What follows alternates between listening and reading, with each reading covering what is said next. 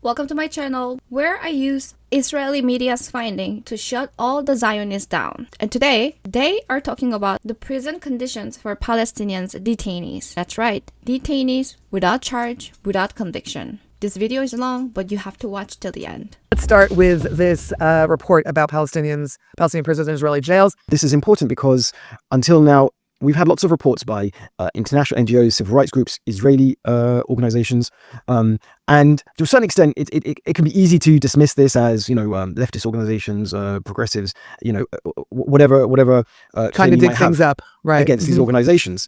But here, as I said, we have a state agency, is an Israeli state agency. It is from the Public Defender's Office, which is a unit of the Justice Ministry. The inspectors went to 4 prisons, and at 3 of them, they found really disturbing and highly problematic conditions. And it should also mention that the Justice Ministry tried, did not release these voluntarily.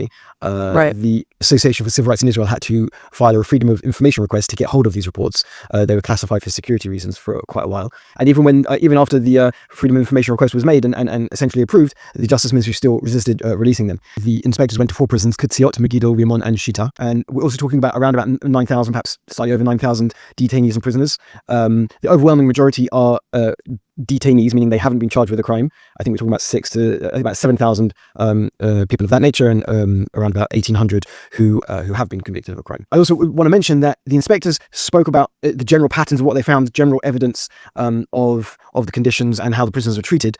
They did not give specific details of specific incidents where there is a concern of criminal behavior by the prison guards. That is because in such circumstances, those details, those reports are filed directly and confidentially to the Attorney General's office to determine whether there's been criminal behavior. So as it happens this week on Tuesday, the Israeli civil rights organization B'Tselem released details of conditions based on the direct testimony of Palestinians who have been in the prisons. The descriptions of what's going on was very much more graphic and even more disturbing than what I found in the Public Defender's Office report. Really concerning reports about rape, beatings, torture, emotional torture and humiliation, these kind of things, which would be detailed in the Public Defender report's confidential submissions to the Attorney General's office. And the reports we're talking about actually from 2024, because it took a year for ACRI, the Association for Civil Rights in Israel, for their legal challenge to get hold of these reports to actually be approved, and for the Justice Ministry to finally release these reports. So we are talking about reports which were from visits which were made during the course of, I think, from May to November 2024. Okay.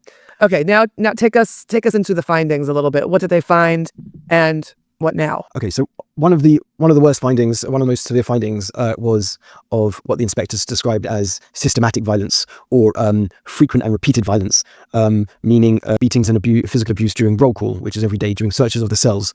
And something specific was that prisoners complained of being beaten when they were removed from the wing, if they had a meeting with a lawyer. If they had they had to go to the prison's conference room, which is where the criminal proceedings are conducted in a video conference with a court, or to go to the clinic. The inspectors said that on numerous occasions they talked to prisoners who said they were beaten when they were taken to and from these meetings, not just in one, but in at least 3 of the 4 prisons that were under audit. So they also saw physical signs of beatings.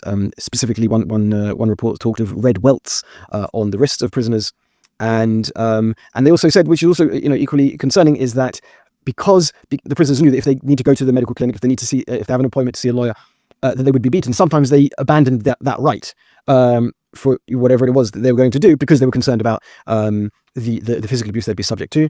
And that's also the same situation when it comes to a kind of a related aspect of the conditions, which is the use of extremely harsh restraints when restraining the hands and feet. The use of restraints is so tight, so strict, that it causes physical injuries. They kind of commensurate with what we've heard from National Security Minister Itamar Ben-Gvir, who has frequently boasted about how harsh the conditions are that he has imposed on in Israeli prisons. The Israeli prison service comes under his authority as minister.